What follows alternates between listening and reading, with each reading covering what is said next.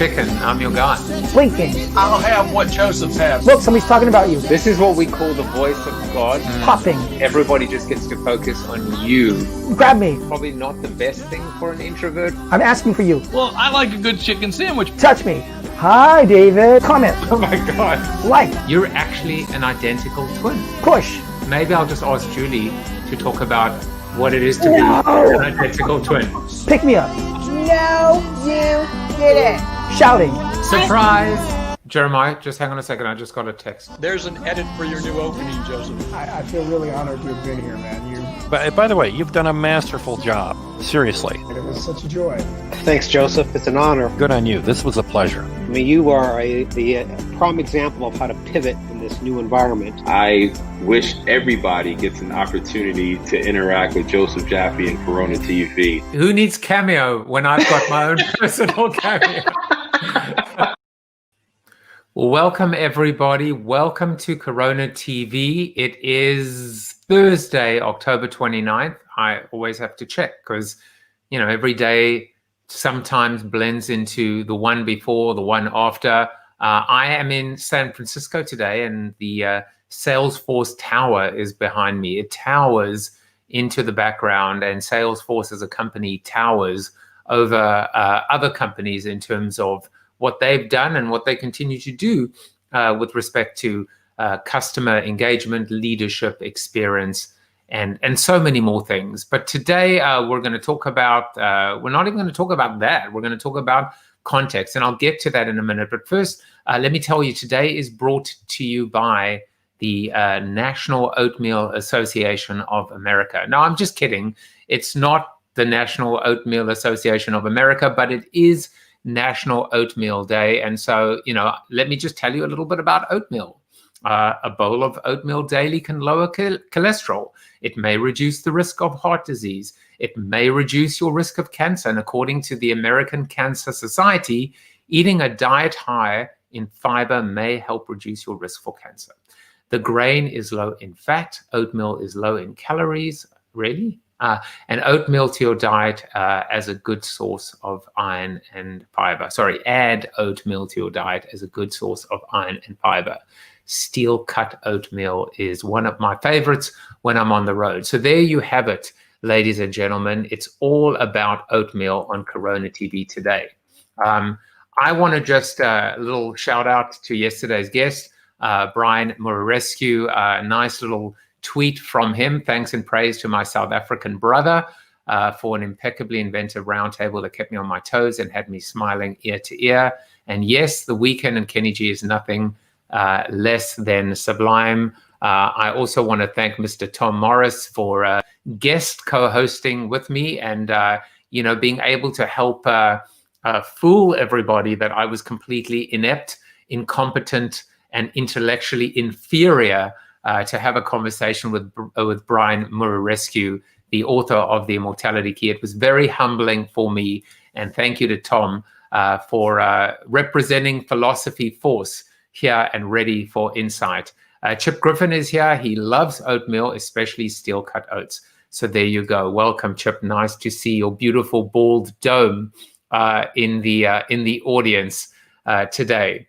Well, let's continue, and let's continue with a little bit of a sneak peek. You will meet up with him shortly. Do not call him Matt. Call him Matthew or call him Sweezey.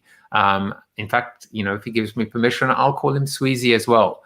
Sweezey is the Director of Market Strategy at Salesforce. He is a futurist, and he is the author of The Context Marketing Revolution. And we're going to talk about context, and we're going to talk about marketing transformation, and we're going to talk about this. I'm always fascinated when I come face to face with a futurist, just to talk about trends and what they see happening, and especially in 2020.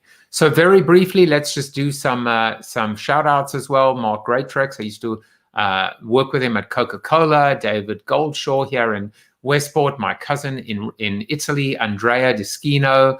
Who else is there? Bev Schnaps Morris, Ingrid Fenster, a cousin in Toronto, and of course, previous guest on the show, another Baldy, my ex-chief strategy officer at Crayon, Greg Vadino. Happy birthday. And then, of course, on LinkedIn, Christopher Esposito, Linda Ham, and who else is there? Krishna Baviskar. Happy birthday to you guys. Let's get into our seated soliloquy. And today's seated soliloquy is called Numb. And it's a little bit different. There'll be a little bit of context, I hope, for Sweezey. But I think, recognizing, well, you know what, actually, I think there's a lot of context because it really plays into where we are exactly in this moment at this time. The fact that, we are days away from a historic election that is being seen, witnessed, and felt around the world. The results will send an incredibly strong signal and have repercussions that are going to affect the lives and livelihood of ourselves, our children, and even their children. Personally, I've been consumed by political passion. And at this point, my intention is to go politic-free post-election, once the results have been verified, validated, and the peaceful transfer or continuation of power has been facilitated. What this means is that my Corona TV and my Facebook feed, which is equal parts personal and professional, will take a long and hopefully permanent hiatus from the divisiveness, the rhetoric that has fueled so much anxiety, fear, and in general, extremely negative emotions. I want to focus my efforts and even double down on hope, positivity, and optimism. I want to prioritize mental health and wellness. I want to use my platform to answer a question. Always start with a question: how do we heal? But actually today, I want to ask another question: how do we feel? Or rather, how do we feel again? I fear that we've become numb, so numb that we've lost the ability or forgotten how to feel, whether it's disassociating ourselves from the escalating numbers of COVID deaths or excusing the incredibly bad behavior of our elected officials, and perhaps one in particular. Here's the thing: when we stop feeling, when we lose feeling, when we become numb, that's when it all goes pear-shaped. That's when apathy and indifference sets in. And the real enemy has always been apathy and indifference. To provide extra context, we need to take the time to pause. Look up, look around at how lucky we are to be alive right now. And also to realize that life is not about making it to the end of the day or to the next day. It's about making the most of the day, every single day, as if it were your only day, as if it were your last day. So to borrow another phrase from Hamilton, if you stand for nothing, what will you fall for? So take this time to evaluate, re-evaluate, restore the feeling in your blood. Let it course through your body. Restore the feeling in your bones, your heart, your soul, your life. Well, now it's time to welcome a man that knows a lot about context. It's Sweezey himself. And I would love to be able to just tell you something brief about him, but really he's going to tell you a lot about himself too. Sweezey is a futurist, an author, and director of market strategy at Salesforce. At Salesforce, he helps guide research, internal marketing efforts, and future products. How's that for a portfolio? His focus is on the intersection of consumer psychology, media, and modern technology. And he's the author of The Context Marketing Revolution. Let's bring him onto the show. Welcome, Sweezey. Hey, what's up? So it's kind of funny because as we were chatting in the background, you're like, wait a second, you have an accent? I didn't realize you had an accent. You have an accent too, by the way. Yeah, we're from different Souths. Exactly, we're both Southerners of different places. Isn't that funny how, I mean, that's also a different kind of context, right? But how we knew each other and how we corresponded via email, right? Didn't have the accent built in. So now that you hear the accent, does it change the perception, or does it change how you see me or perceive me?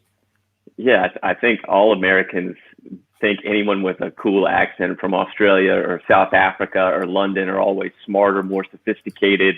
It's just an accent we don't hear, so we love it more. Just conversely, when I go abroad, people are like, "Oh, you're American." They have a different perception of me because I'm from a different place. Well, unfortunately, when they were handing out intellect and brains, this accent doesn't capture that. I mean, honestly, I feel when I hear someone from England, they always just seem so much smarter to me. So it's funny how that maybe just the English are always perceived to be smarter. I can't speak for South Africans. Yeah, I think they may perceive themselves to be smarter. It's kind of the British mentality, I think, has been for a long time. Anyways, moving forward. All right, so Tom wants to know where you're from. I'm originally from Georgia. My family's from a small town outside of Greensboro, Georgia. A little population of 258 people called Siloam. Well, there you go. And John Burkhardt is trolling me at the moment. He is tomorrow's guest, being really smart by tuning in the week and the days before to be able to game the system. He said he's going to put on his British accent tomorrow instead of his Memphis one. But he's living in England, from what I remember. So top of the morning to you, Governor, as Americans like to say when encountering anyone from England. True. Fancy some bangers out. All right, forget about that. So, Sweezey, there's not too much, that I want to delve into in terms of what I call fun facts about you, because, you have so much incredible substance, and I just want to kind of like smother myself in all of that, in all of that smarts about context and about trends and about transformation, three of my favorite subjects. But here is one fun fact that I found out about you, which is very interesting to me. And there you are, that you actually are like, this is kind of a crazy one. You own a tree farm. Like, what is that called? A forest? Do you have a large backyard? What does it mean to have a tree farm? It means I grow 3 products. I grow toilet paper, 2x4s, and telephone poles. That's what it means. So when you think about trees, like I said, I'm from a small town of an agricultural family. So agricultural products change over time. We've done everything from row crops to dairy. And in the South, what you saw from a large scale, once you lost cotton as a crop, boll weevil, if anyone is, deep into this thought, what we then came up with was we could grow timber really well. So a lot of the South, you're going to see planted in pine trees. So we call them either pine plantations or tree farms. And so I have a tree farm where I grow pine trees, specifically for those 3 products. All right, so you're a wood farmer, is that? Yeah, wood farmer. Well, not actually, wood and paper. So you basically, you hit the mother lode, right? Because he who controls the toilet paper controls the world. Wasn't that a great quote from World War II, right? He who controls. No, that was the media, but you know what I'm talking about.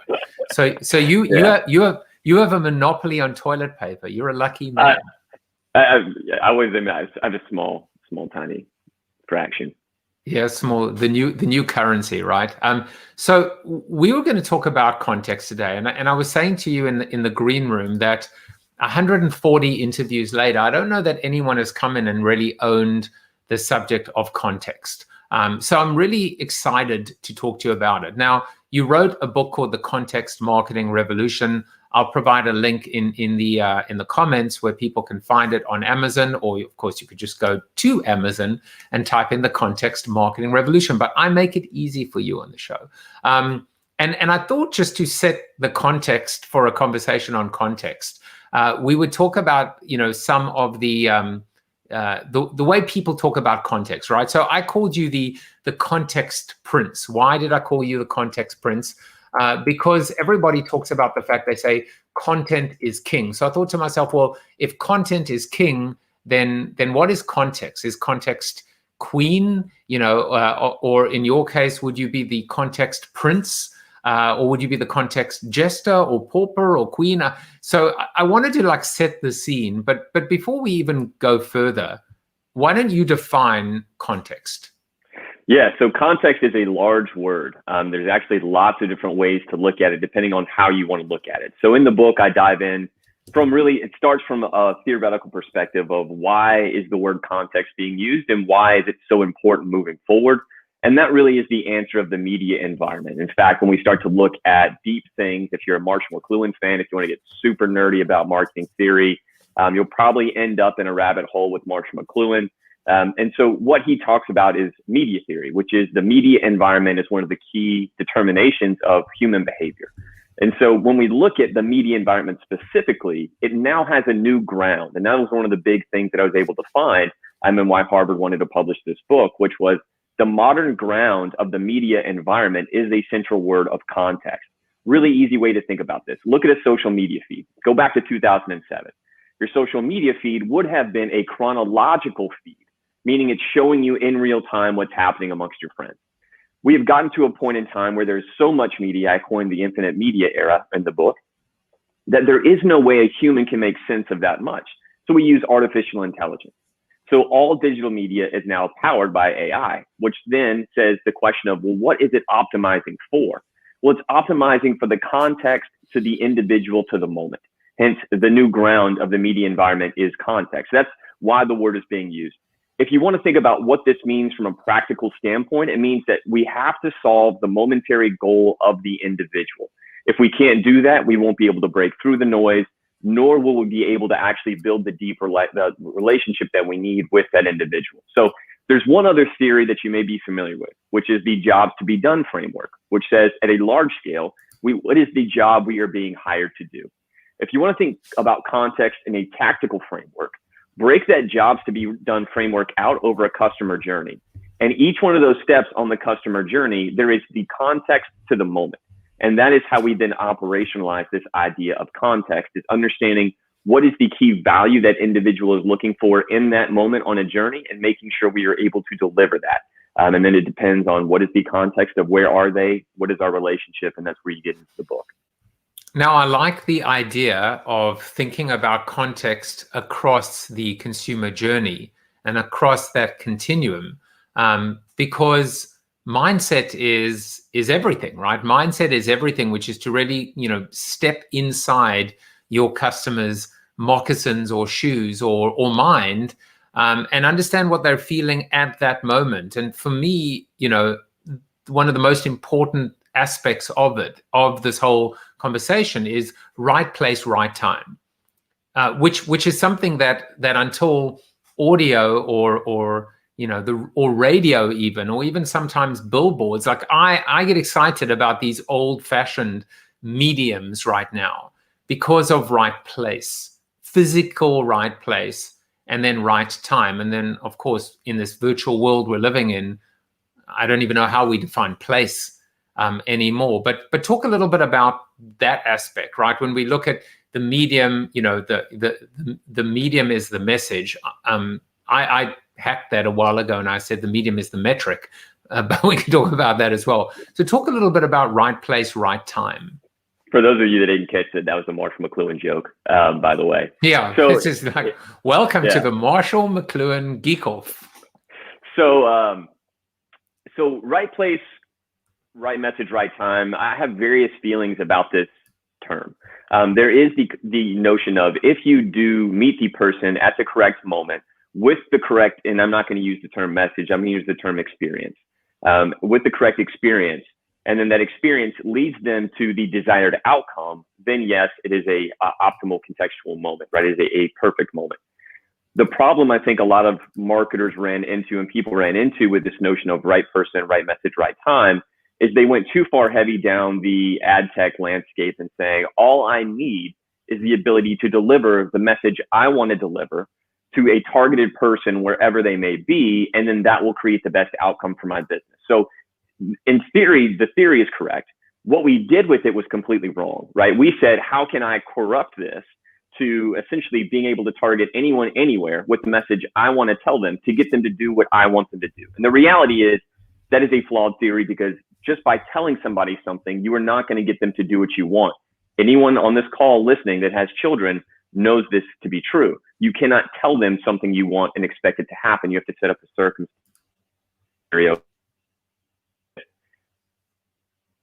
So Jan asks, can We need to make sure AI? that we are then operationalizing.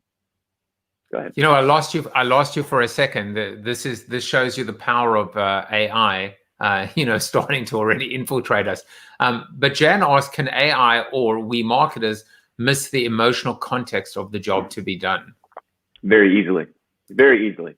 I think one of the biggest key critical factors of marketers moving forward and brands moving forward is having deep listening abilities, of being able to hear from a wide range of sources of not only just specific data, but also the voice of the customer, right? Deep research, listening, and then being able to understand what that actually means. That is the key critical aspect that we have to be able to do, is be really good listeners and listen to what's being told, and not just putting in the bias of, oh, this is what I want to hear. This is what I want to hear so I can sell the thing I need, but really deep listening and understanding. And can AI help out with that? Yes, AI can help out with that. That being able to then look at large scales of data and being able to help us be better listeners. So I want to address the elephant in the room, or maybe the elephant isn't in the room because I'm in San Francisco right now. Maybe there's an elephant in your room. But I think it builds on that tremendous insight that you just gave about this corruption. So I think I used this example yesterday, perhaps in our Zoom after show. I go to AA.com and I'm searching for a flight to San Francisco, in order to be able to have this beautiful shot behind me. But I don't finish the booking because I'm just looking at prices and timetables and schedules. And then about 12 seconds later on Instagram, there's a lovely little American Airlines message that says, finish your booking to San Francisco. And then I see it all infiltrated into my Facebook feed. And then, of course, I get an email delivered by American Airlines that says, you haven't finished your booking to San Francisco. That's surely tapping into the mindset, which is I'm looking to buy or shop for a flight to San Francisco. Is that, with technology, is that the good, the good scenario, the evil scenario, or somewhere in between? It's somewhere in between. I mean, I say it's somewhere in between because there is a small percentage of people that actually find that valuable. Here's the really funny thing. If you ask people how they feel about advertising, you get two answers. You get one answer, which is, I hate it. But the same person will also say, but I love the ads that help me find something that I truly love, right? So it's a really funny conundrum of, we hate the things that we don't want, but when it helps us do something or accomplish a goal, which we then enjoy the result, we then very much like being helped down that path. So it really comes into, it's a tricky thing. So the concept of, is this good or is this bad? It's a little bit of both. But I think the issue of what we have to really understand is, you've lost that context, right? That context is no longer, you have left that mentality of, all right, I had time to look for a flight. I'm now moving past that time. And now I'm looking for something different in this moment. And trying to break into that moment, if they were to realize why you were in that moment in the first place and try to align with that, then that's a better method to do this. I always like to look at this data point of, let's think about this critically, right? Is right place, right message, right time theoretically, fundamentally a good way of motivating a human, right? If you put the perfect message in front of the correct person at the exact right time, can you get them to do exactly what you want them to do? Let's just ask that question. And if we ask that question, what we end up with is looking at Google AdWords. There is no better technology to deliver a completely exact right message. It's based on large scale programmatic of what are we going to look at, context of the individual, context of the moment. It's delivered in the middle of a search. They're asking a specific question, so we know the exact intent. So the moment is correct. And then we can deliver it in real time. And then the question becomes, what is the conversion rate on that apex of that theory, right? There is no greater right message, right person, right time method and moment. And what we see is on average, it's only a 2.35 conversion rate. So over 97% of the time, that method does not turn out to be an action that we desire. And then if you then further this question, I'm saying, well, then why did Google remove right-hand side ads? It's because the right-hand side ads were converting at a dramatically lower rate than the ads above in the search feed. And also they wanted to streamline to make sure that it was a consistent experience between mobile and desktop.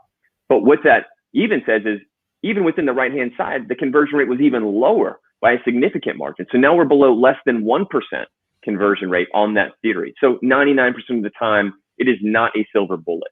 So we need to understand, yes, there is truth in making sure that you are aligning to an individual's goals and you are aligning to the context of where they are in the moment. But as a pure theoretical, is that a tactic that is true, that if you put the right message in front of the right person at the right time, will they do what you want? It is not true. Yeah, it's all about a continuum, right? It gives you, quite frankly, additional context. It gives you additional color, and it increases your chances of that conversion, but it's no sure thing. It's no gimme. I found this very simple delineation or side-by-side comparison between content and context.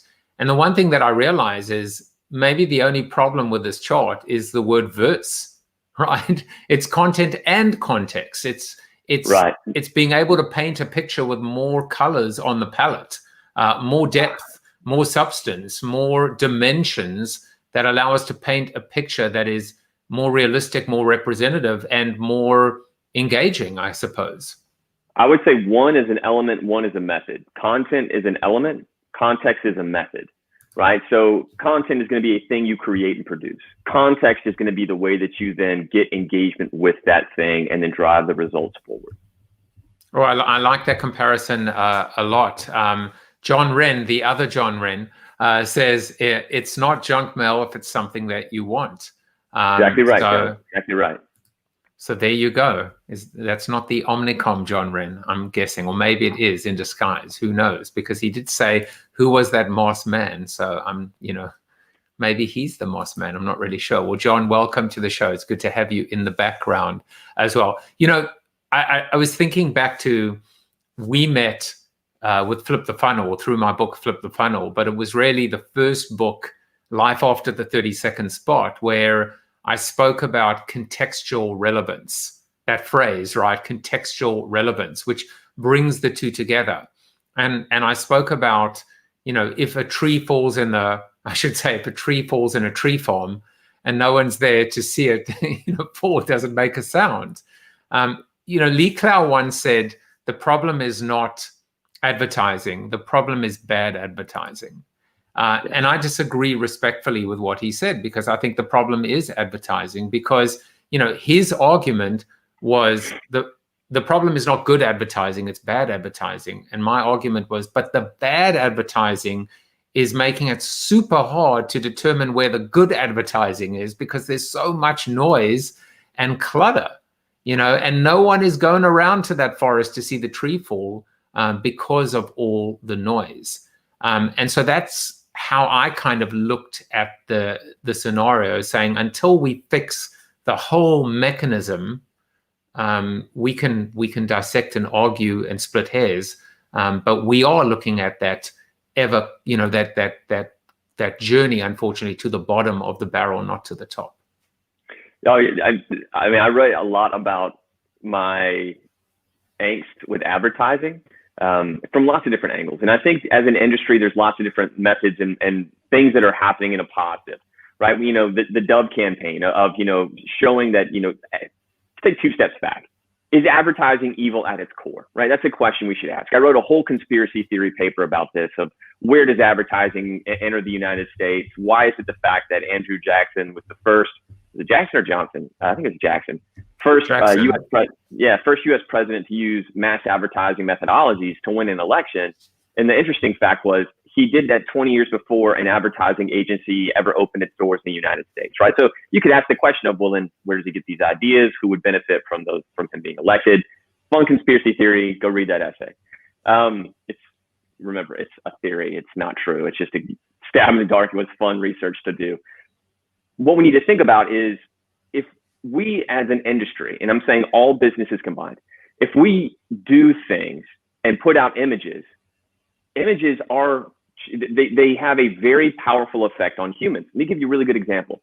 If we see all the images of someone and defined as beauty, and we all know this to be true, if all girls see that you have to be tall, skinny, and blonde to be beautiful, that creates a very big problem in society of what does beauty actually mean, right? We must be very ethical in how we do these things. But there is a big trend with businesses understanding this and changing the imagery to be more reflective of what an actual human or society should be, right? Every male does not need to have a six-pack in our advertisement, right? That creates a very big problem where we now have body image complex for all humans. So, we need to start thinking about these things more ethically about when we do use advertising. Is it an ethical message? Is it an ethical image, right? Like, are we being respectful of this individual's privacy at this point? That's a whole nother concept, which is, Google's the third-party cookie, the death of the third-party cookie is bringing to the forefront of, well, what if we can't do instantaneous personalized targeting based on behavior? Like, what does that remove? What does that open up? How do we deal with that? So, there is the question of, is advertising evil? I don't necessarily believe it's evil.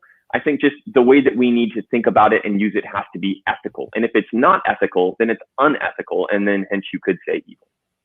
That's a very interesting perspective. By the way, Tom said as early as the 17th century, Blaise Pascal was seeking to persuade by using context and calling attention to it.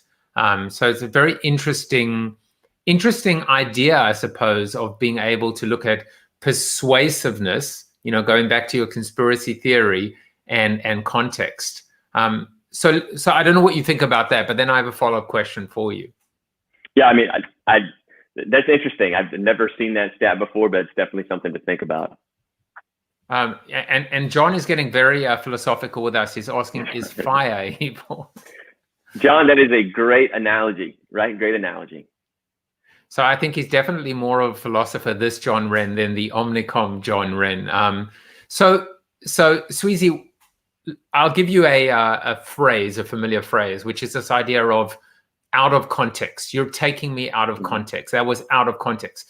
So what does that mean in context of your thinking and work that you've done on context itself? It was a bit meta. Yeah, super meta. So I think, so if we go back first off and put this back into the focus of really when I'm looking at context, it's through the lens of what does the future of marketing look like? What must we do to build deeper and better relationships between businesses and consumers? When we look at that, if we take out of context, I think your example of, essentially just following people around and saying, you looked at this in the past, you must want this now, that is very much out of context. We're very much taking that data that we're being given and using it out of context, right? We're not saying, how do I take this information to create a better experience? We're saying, how do I take this information to get you to do what I want you to do, not what you want to do when you want to do it. So I think, we must then, put that back into this notion of, if we then get this data, we must use it in the context of how that individual wants us to use it. Which then gets into the privacy debates, which gets into the data questions again. I love that, and I think what you're actually doing is injecting this very simple and elegant way of looking at it, which is customer context. That we almost need a qualifier, and that word is customer. So if the context that we're talking about is a corporate context, well, then that is out of context.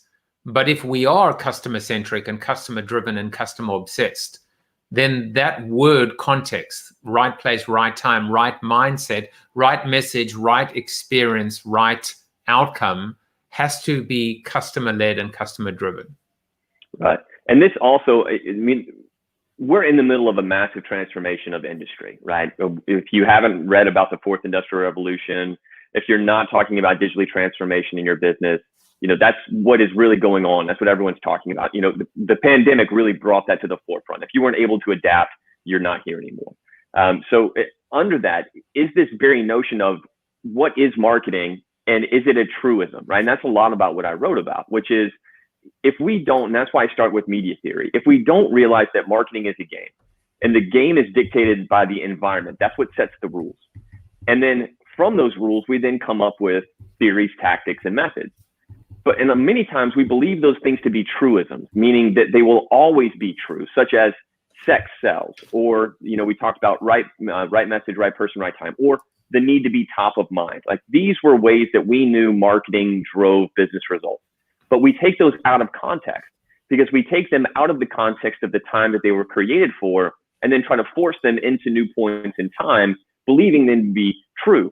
let's just take top of mind, for example. Top of mind is very critical in a world of limited information, because a human then goes and racks their brain when they need to make a decision in those environments. In a world of infinite media, we don't ask that question. We don't rack that brain. We ask a question to this. I mean, simple, basic concept of how many telephone numbers does the human remember now?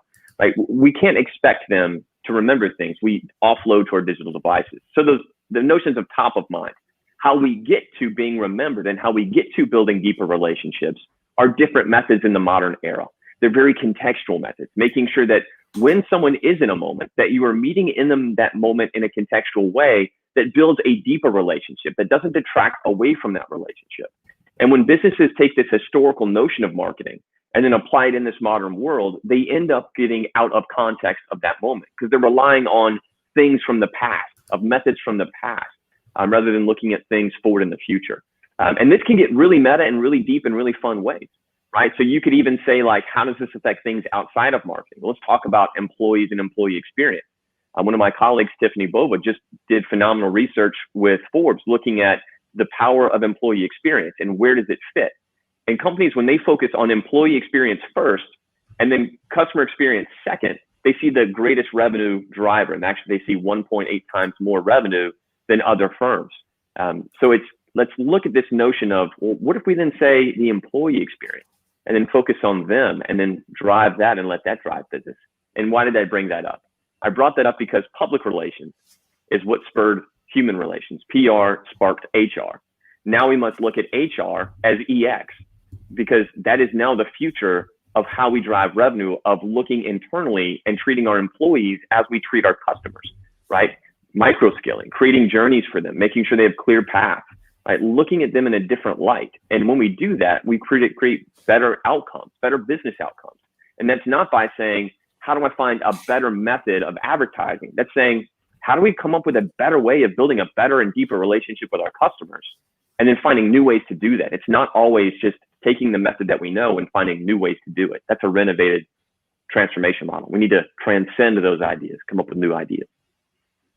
I think that was an absolute mini masterclass, and there were so many aspects. You can tell, I guess, your colleague Stephanie, that she is welcome on the show anytime. That was, I would love to, I'm a big believer in that connection, which is why talent resurrection and customer obsession are two of these growth pillars.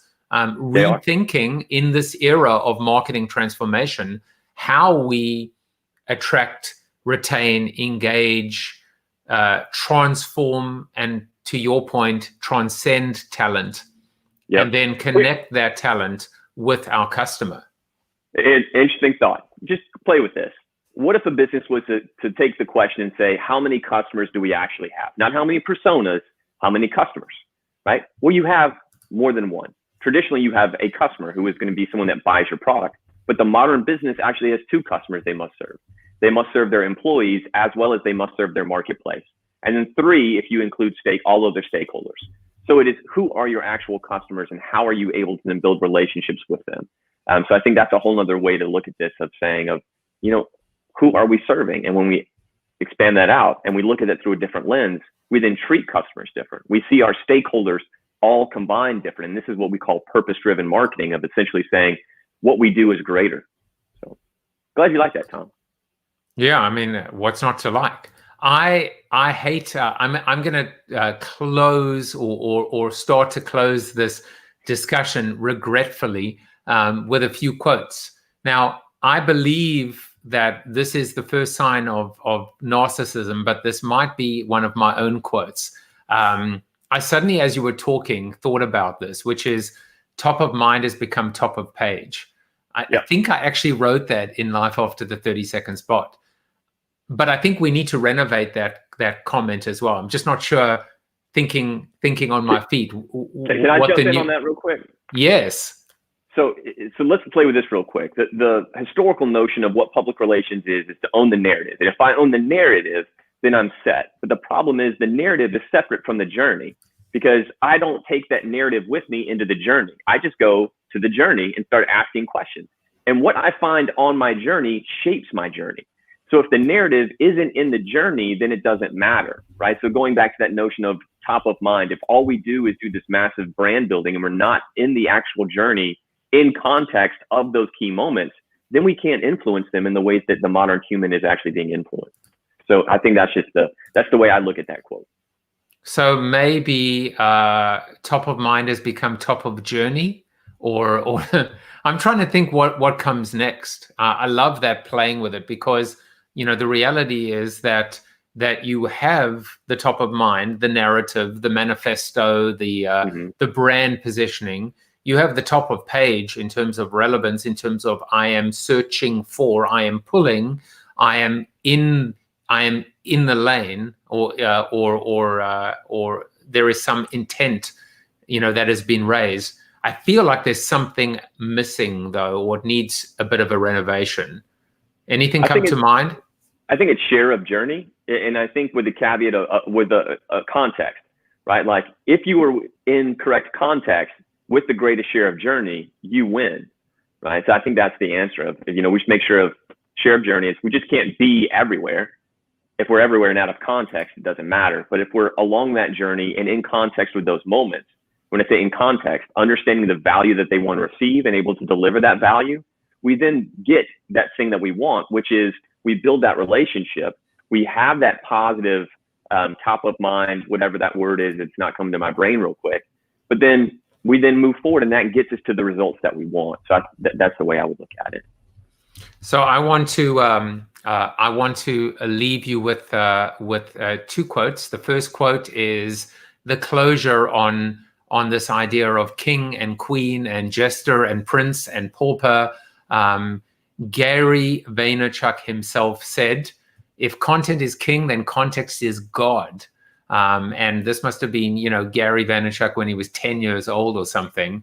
But that might be the first time I'm quoting Gary. I'm sure not the last.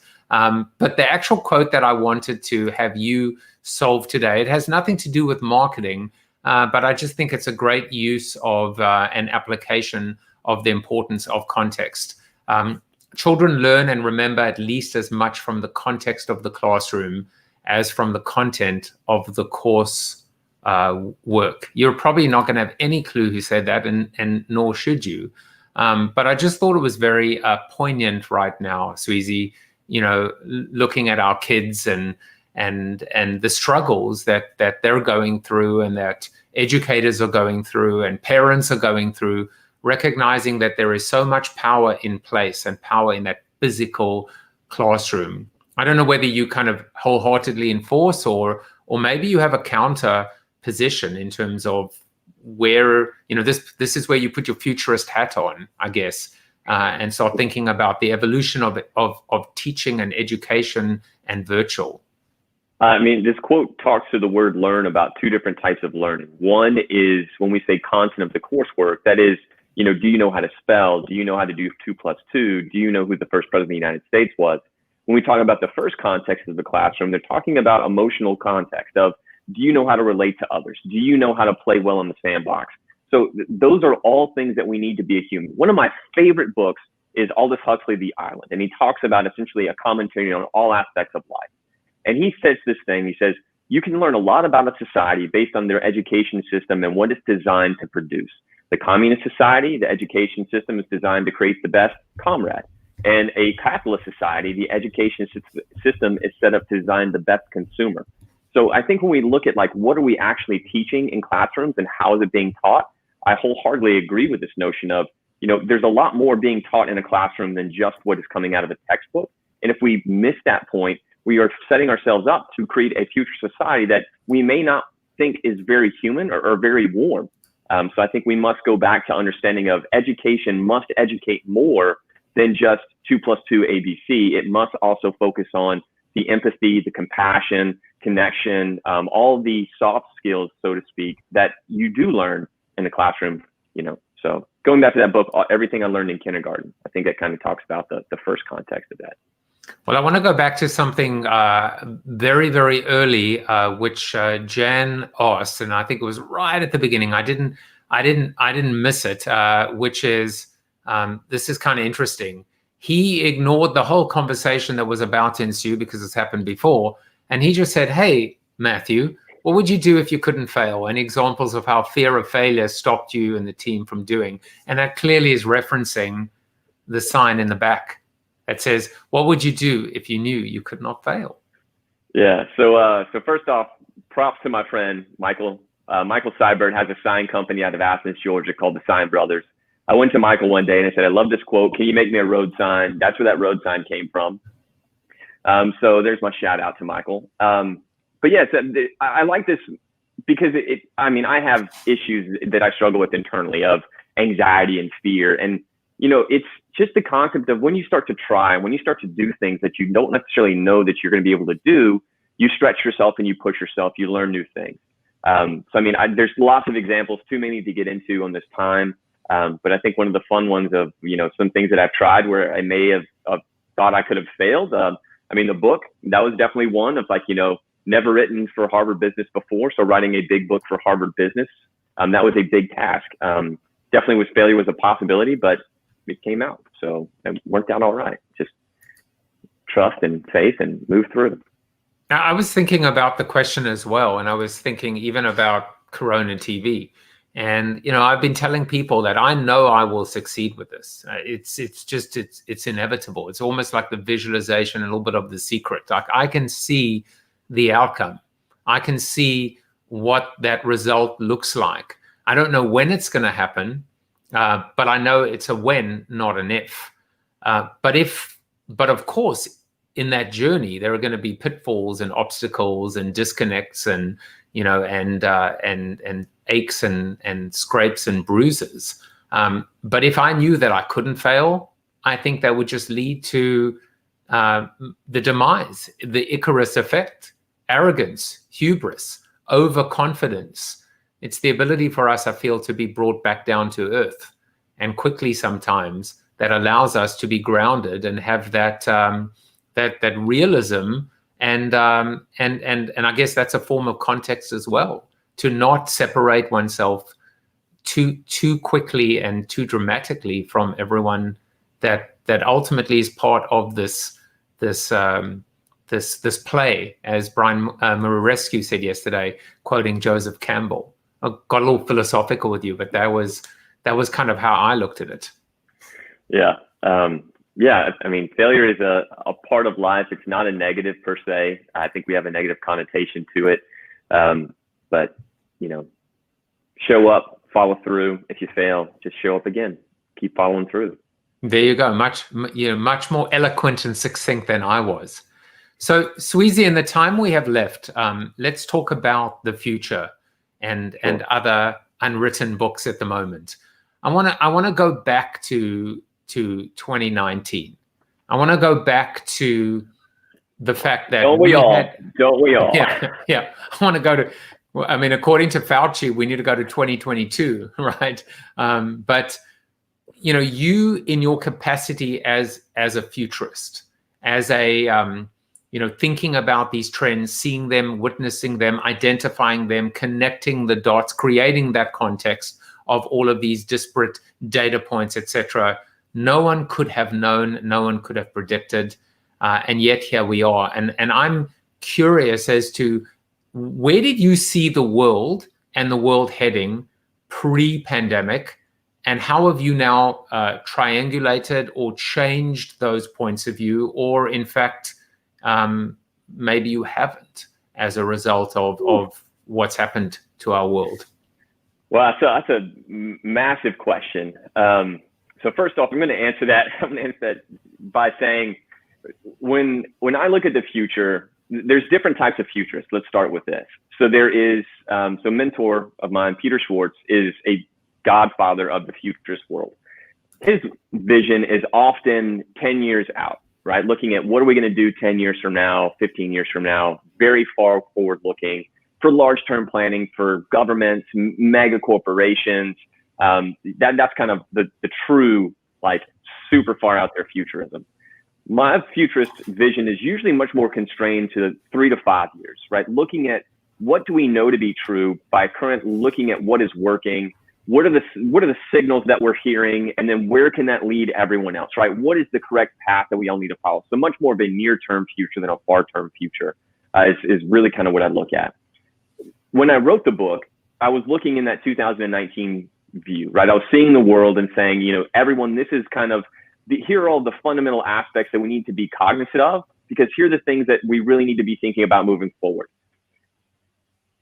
The pandemic really exacerbated all of those changes, because all the things I was writing about and talking about and saying, these are the things we need to be doing, you didn't have a choice. You have to do those things now. You were forced to look at these things through that lens.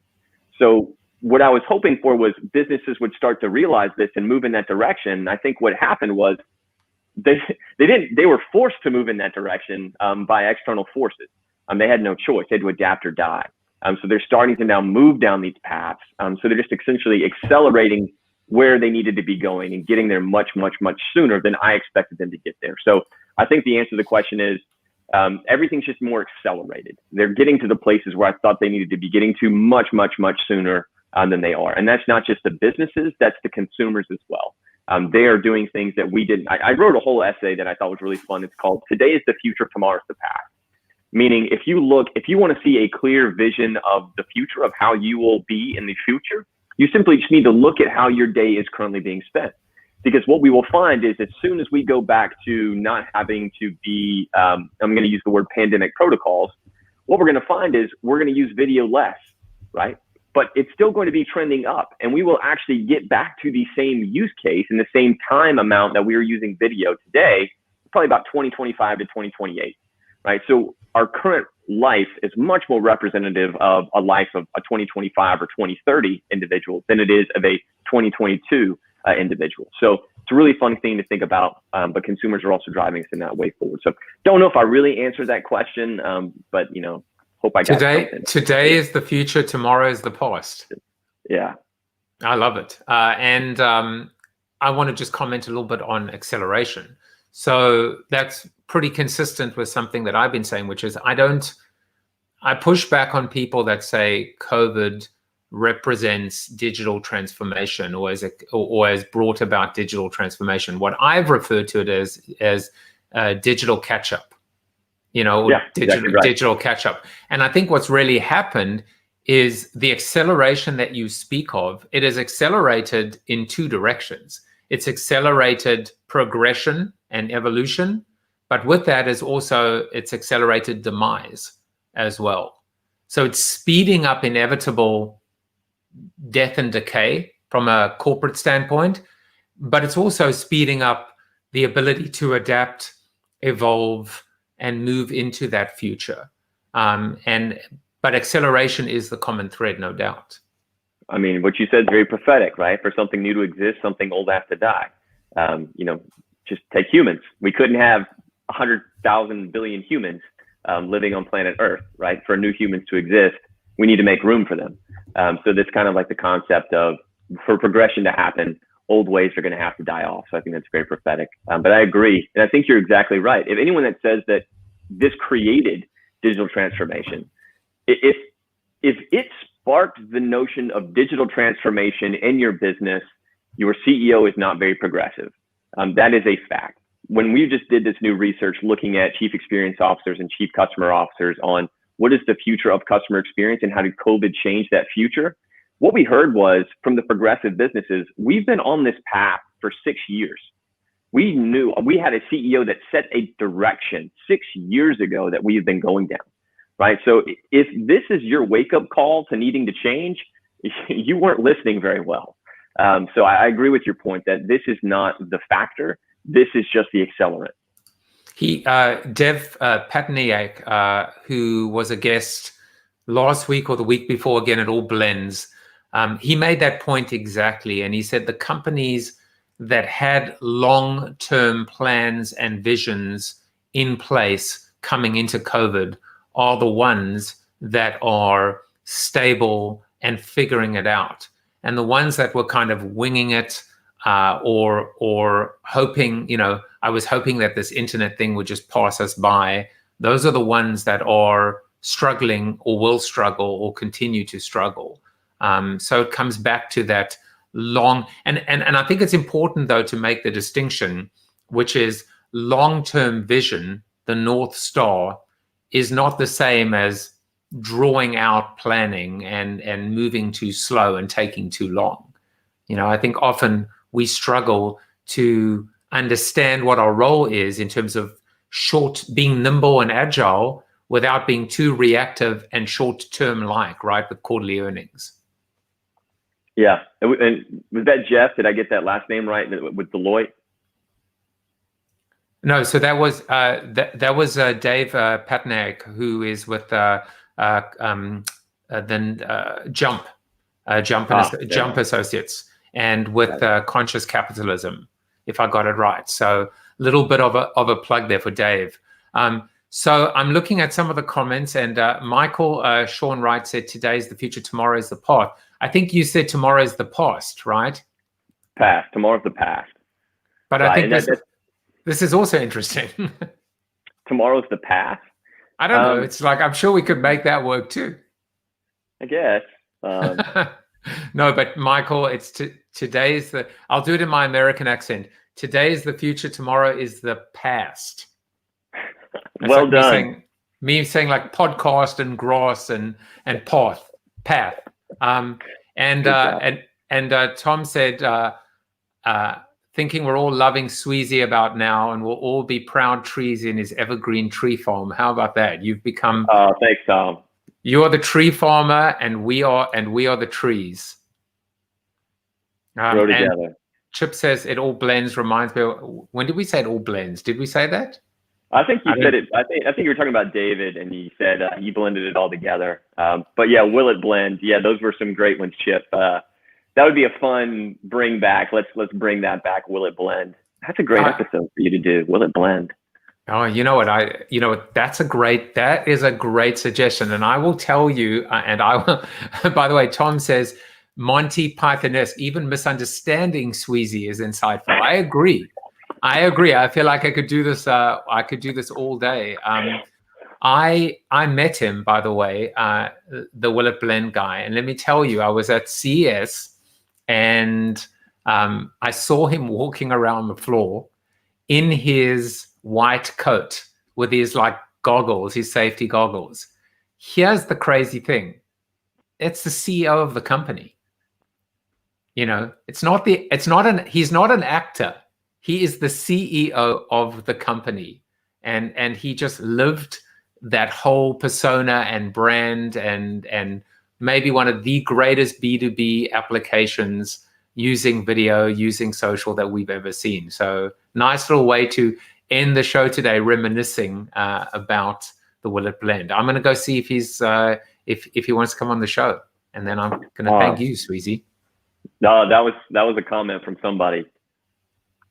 So we're going to wind it down. I'm going to flash up the Zoom after show link. So write that down, bit.ly/CoronaTV after show.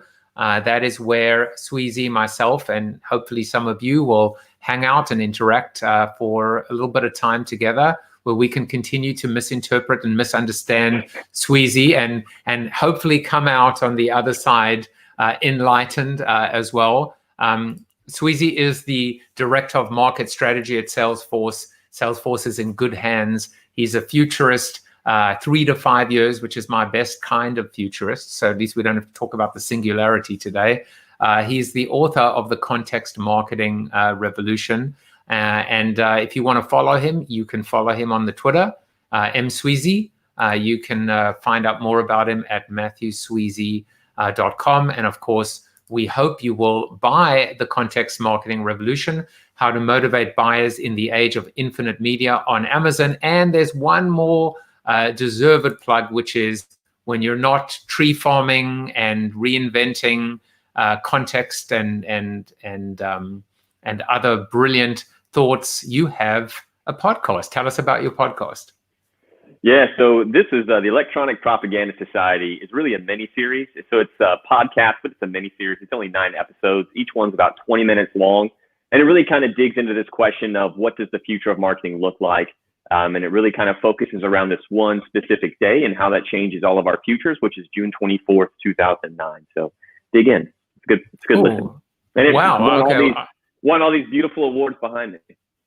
Well, I didn't know that. So I'm absolutely going to check that out, and that's awesome. Brilliant. Well, Sweezey, thank you so much for your time today, for coming on. It's been enlightening, and thank you for joining us in the after show. And we will be back tomorrow with another episode with Mr. John Burkhardt in his fake English accent. Hope you can join us then. Take care, everyone. Bye-bye. Cheers. Thank you for watching Corona TV with your host, multiple author, and global keynote speaker, Joseph Jaffe. Corona TV is the show about hope, positivity, optimism, and if there's time left over, a little bit of marketing. The after show on Zoom starts right now at bit.ly/Corona TV After Show. If you like the show, tell a friend or two.